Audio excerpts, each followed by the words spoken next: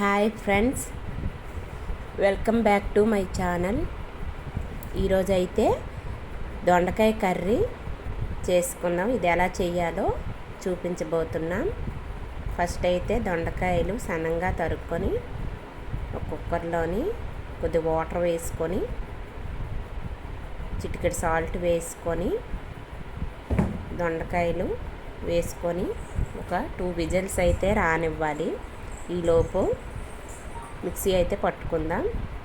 తెల్లుల్లి, అల్లం, ఉల్లిపాయ, టమాటా, జీలకర్ర, 2 లవంగాలు, ఒక ఇలాచి, ఒక చెక్క, ఒక పువ్వు వేసుకొని మిక్సీ అయితే పట్టుకోవాలి.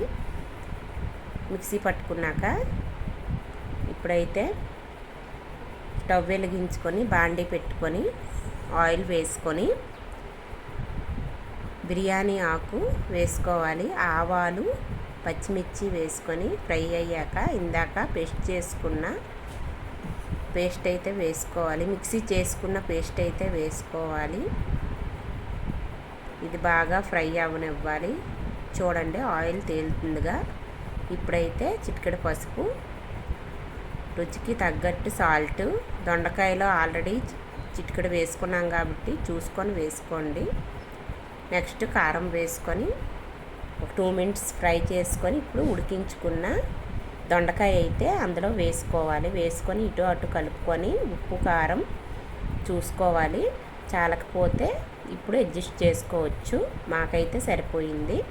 కూర అయితే రెడీ అయిపోయింది. కొత్తిమీర ఉంటే మీరు వేసుకోండి. మాకైతే నిండుకుంది.